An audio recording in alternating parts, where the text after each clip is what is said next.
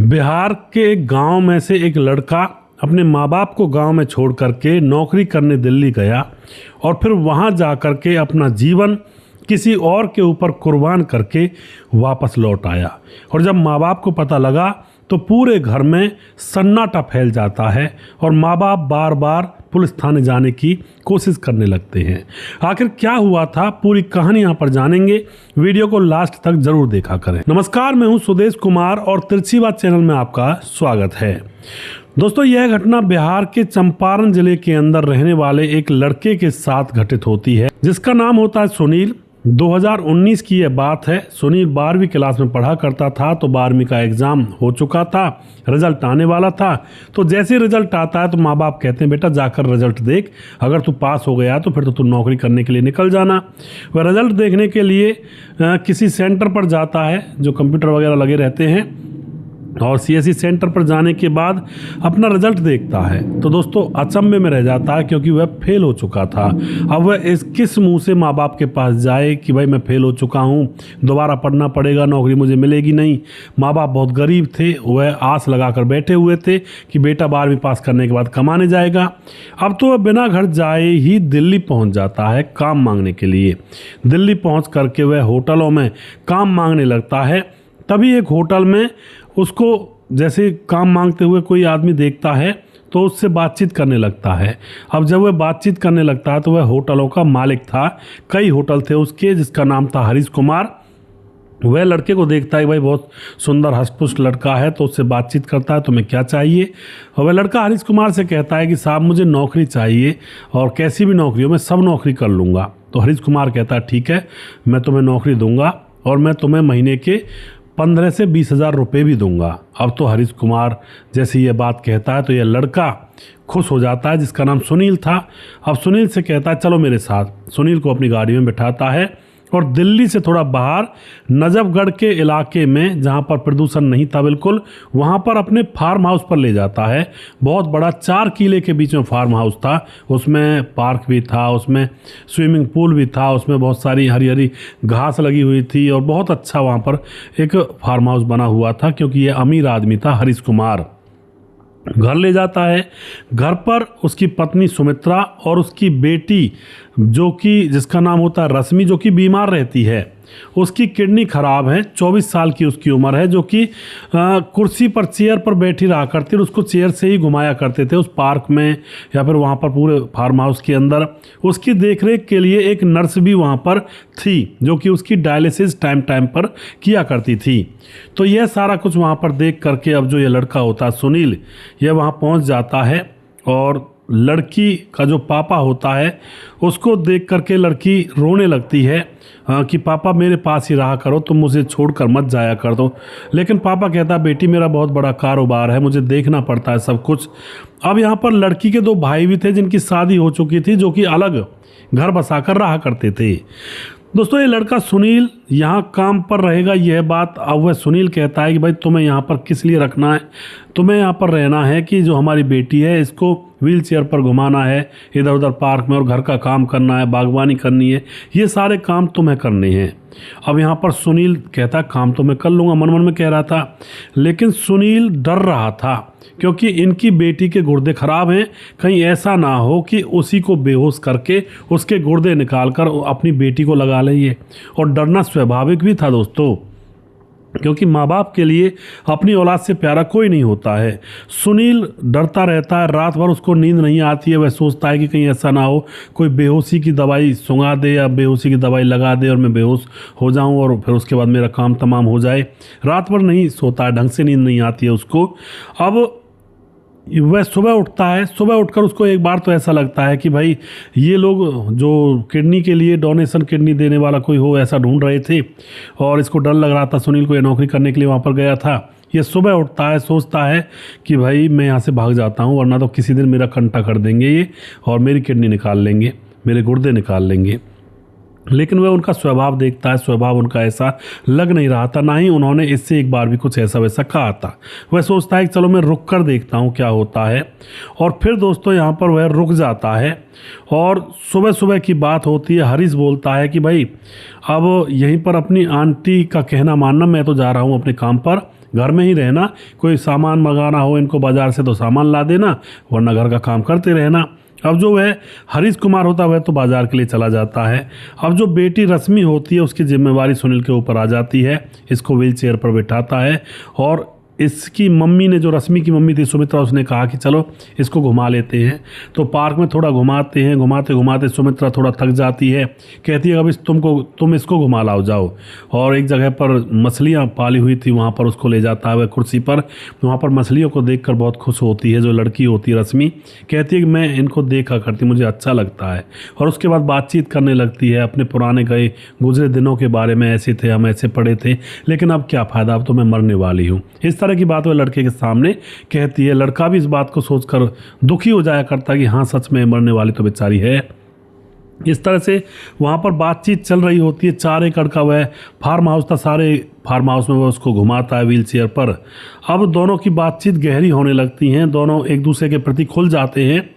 और उसके बाद दोस्तों यहाँ पर जैसे बार बार हर बात पर चलने पर रश्मि यही बात कह दिया करती कि अब तो मैं मरने वाली हूँ, अब क्या करूँ, कैसे करूँ। और वह कहती है लास्ट में कि कोई ऐसा काम बताओ जिसको मैं मरते मरते कर जाऊँ, क्या करना चाहिए मुझे। तो लड़का कहता है मैडम मुझे क्या पता, आपको जो अच्छा लगे वो करें, और मैंने तो ज़्यादातर सुना है कि मरते मरते दान पुण्य कर जाएं तो बहुत अच्छा होगा, आपके साथ चलेगा। तो लड़की कहती है दान पुण्य करने कहाँ जाऊँ, तुम बताओ तुम्हें पैसे चाहिए। लेकिन लड़का कहता नहीं मैडम मुझे पैसे वैसे नहीं चाहिए, मुझे नहीं चाहिए कुछ भी, मैं नौकरी पर हूँ, उसी से मैं अपना गुजारा कर लूँगा। तो अब दोस्तों यहाँ पर धीरे धीरे इसी तरह से समय गुजरने लगता है। और अब वह कहता है लड़का कि मुझे मेरी माँ से बात करनी है। तो वह लड़की अपना फ़ोन नंबर दे देती है, फ़ोन दे देती है और अपनी माँ से यह बात कर लेता है। तो यहाँ पर कहता है कि मैं अच्छी नौकरी में लग गया हूँ और तुम चिंता मत करना और मैं पैसे भेजता रहूँगा। तो उसके बाद दोस्तों अब यह रश्मि को जैसे घुमा रहा था तो रश्मि को उल्टी लगती है एकदम से, तो ये घबरा जाता है और जल्दी से दौड़ा करके उस कुर्सी को नर्स के पास लाता है, चेयर को। तो चेयर उस जैसे नर्स के पास पहुंचती है, नर्स उस लड़की की जो हाथ पांव उसको साफ करती है, उसको दवाई गोली देती है, उसको एकदम से इंजेक्शन वगैरह लगाती है। और उसके बाद ये लड़की ठीक हो जाती है और कहती है नर्स की सब ठीक है, कोई दिक्कत नहीं है, ऐसा होता रहता है इनको। तो अब क्या होता है दोस्तों, यहाँ पर शाम होती है और सुमित्रा जो इस लड़की की माँ थी, शाम को पति के आते ही रोने लगती है, कहने लगती है कि नहीं हुआ कोई किडनी का जुगाड़ गुर्दों का, और तुम्हारे दोनों बेटों ने मना कर दिया, वरना दोनों बेटों में से एक बेटा अगर एक किडनी दे देता तो हमारी बेटी बच जाती, लेकिन दोनों बेटों ने मना कर दिया।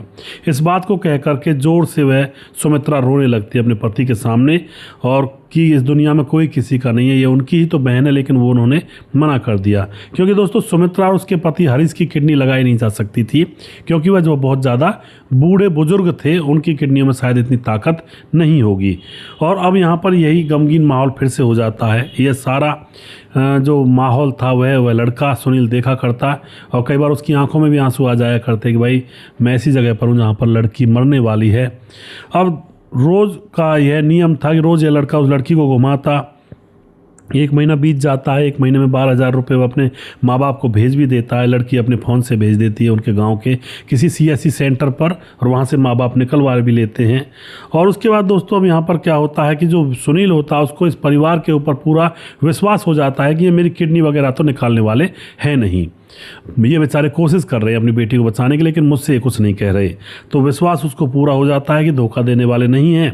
अब रोज़ रश्मि पुरानी बातों को याद करती, पर लास्ट में यही कहती क्या फ़ायदा, अब तो मैं मर जाऊंगी। सुनील एक दिन हिम्मत करके बोलता है कि आप ऐसा करो, मेरी किडनी ले लो। अब यह बात सुनते ही जो लड़की होती है उतरे हुए मुंह से कहती है नहीं नहीं, किसी जवान लड़के की ज़िंदगी में बर्बाद नहीं करूंगी, और तुम मेरे लगते ही क्या हो। अब लड़का कहता है क्या लगते हैं तभी जाकर ऐसा काम किया जाता है।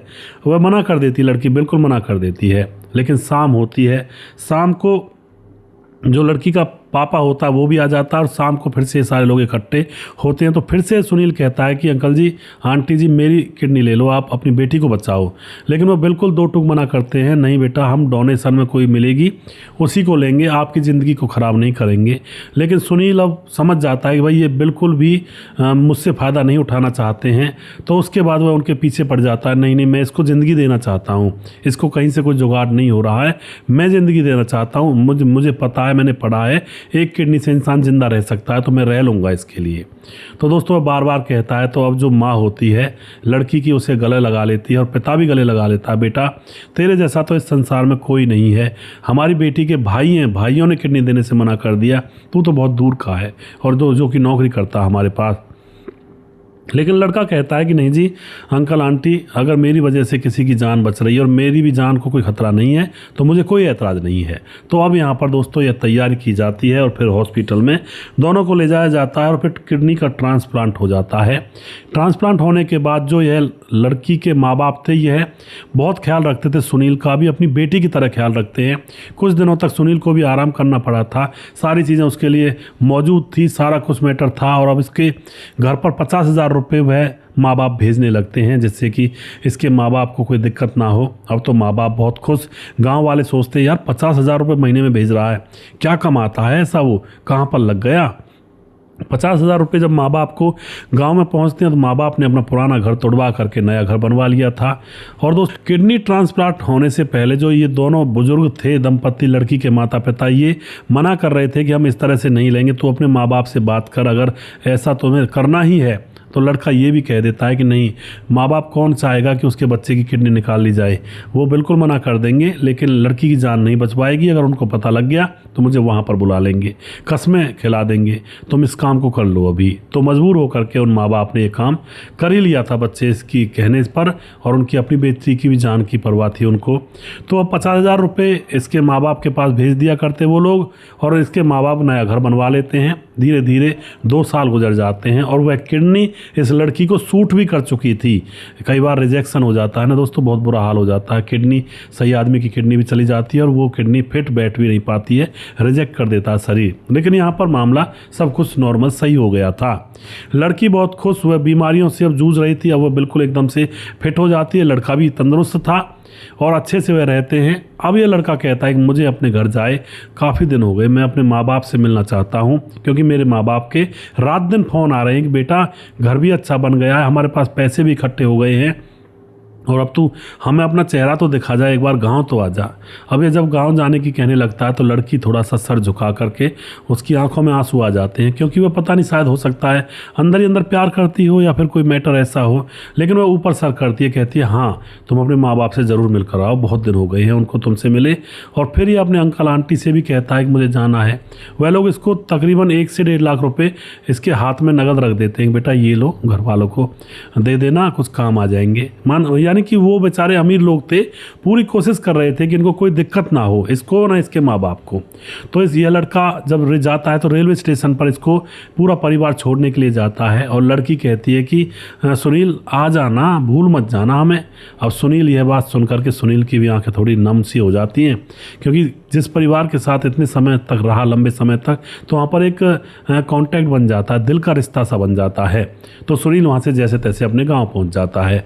वहाँ जाकर के भी उसके अलग ही ठाठ थे, यार दोस्तों में घूमता है, उनको खूब पार्टी वार्टी भी करा देता है कि भाई देखो चलो होटल पर खाना वगैरह खिलाऊंगा तुम्हें। तो लोग भी बहुत खुश थे कि यार ये तो बहुत अच्छा लगा हुआ है। लोग ये भी कहते थे हमें भी बुला लो, लेकिन ये किसी को बुलाता नहीं था क्योंकि पता लग जाएगा किसी को।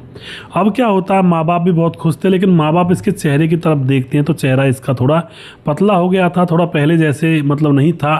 तो कहते भी क्या हो गया तुझे, तो तू बिल्कुल सूख कर कांटा हो गया है। यह कहता है माँ बाबा काम बहुत होता है, भारवास और घर की याद आती है ना, इसलिए थोड़ा शरीर हल्का हो जाता है। माँ बाप चुप लगा जाते हैं। घर में रहता है, 1-2 दिन रहता है, फिर तीसरे दिन की बात होती है, यह आंगन में चारपाई बिछाकर सो रहा था और इसकी जो टी शर्ट थी वो उघरी हुई थी, और तभी जो इसकी माँ थी जो खाना बना रही थी आंगन में, कभी झाड़ू लगाती कभी बर्तन साफ करती, तो उसकी नज़र इसकी किडनी वाली जगह पर पड़ जाती है। वहाँ पर टाँके लगे हुए थे, किडनी निकाली गई थी। अब तो एकदम से माँ के हाथ में से बर्तन छूट जाते हैं कि अब समझी तू इतने पैसे क्यों भेजता है, हमें कैसे भेजता है, तुमने कुछ ना कुछ ज़रूर करवाया। देखो किडनी की जगह पर अपने पति को बुला लेती, देखो इसने किडनी भेज दी। दोस्तों लड़का भी जग जाता है और माँ को खूब चुप करता है, माँ ज़ोर ज़ोर से मत चिल्लाओ, मैं सब कुछ बता दूंगा। लेकिन माँ बाप भोले भाले थे, ज़ोर ज़ोर से रोने लगते हैं। अड़ोस पड़ोस के लोग भी इकट्ठे हो जाते हैं, उनके सामने कहने लगते हैं किडनी बेच आया।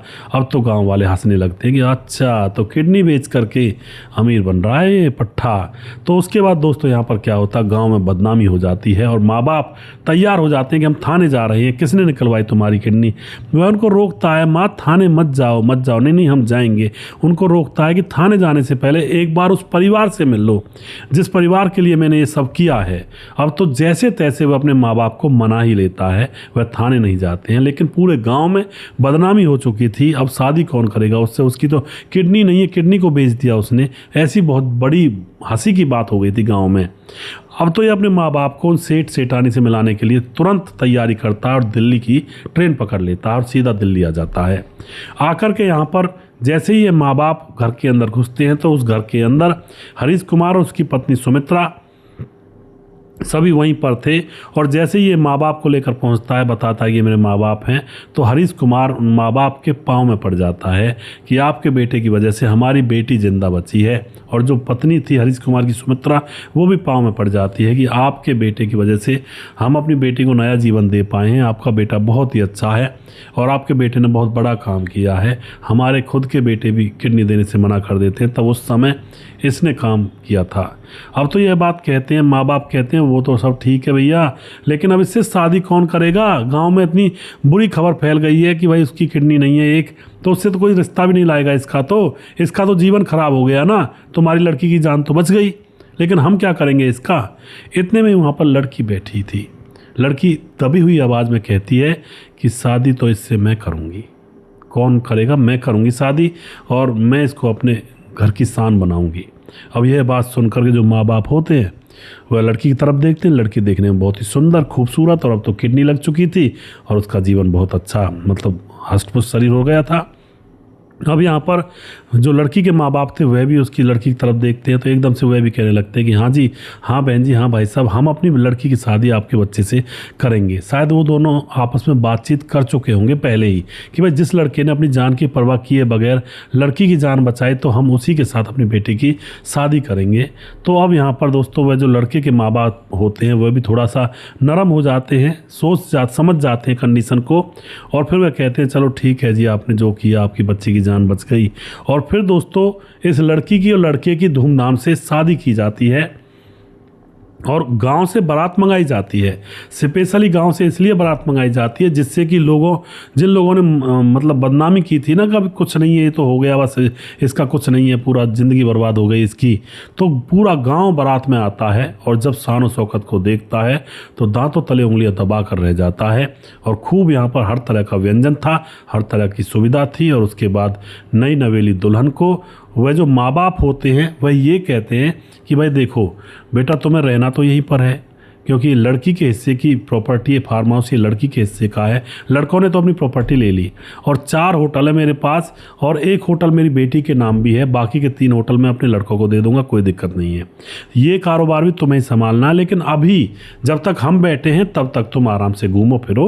और गाँव में उनका बहुत ही आलीशान एक कोठीनुमा महल बनवाया जाता है दोस्तों, और वहीं पर वह लड़की दुल्हन बनकर आई थी।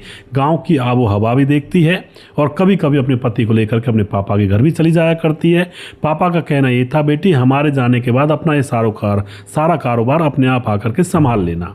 तो इस तरह से दोस्तों यहाँ पर इनकी शादी हो जाती है, और 2 साल के बाद इनको एक मासूम सा सुंदर सा बच्चा भी होता है। और अब तो वह माँ बाप भी खुश हैं लड़की के, और लड़के के माँ बाप भी खुश हैं। तो इस तरह की ये कहानी होती है दोस्तों। कई बार जीवन में कोई इंसान दिल पर छाप छोड़ जाता है, ऐसा काम कर जाता है कि बस उसको भूला नहीं जा सकता। ज़िंदगी में न जाने कैसे कैसे लोग मिलते हैं। हम हमेशा ये समझते हैं कि सारी दुनिया बुरी है, हम सही हैं, ऐसा नहीं है।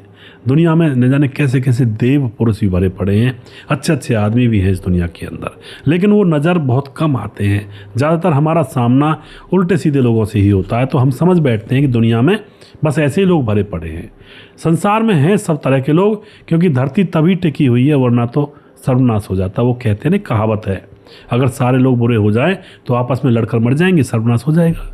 लेकिन कुछ लोग अच्छे हैं तो पूरी तरह से लड़ाई नहीं हो पाती है, क्योंकि एक पक्ष फिर अपना शांति से काम ले जाता है तो धरती टिकी हुई है। धरती टिकी होने का मतलब ये है कि भाई संसार बसा हुआ है, अच्छे से लोग रह रहे हैं।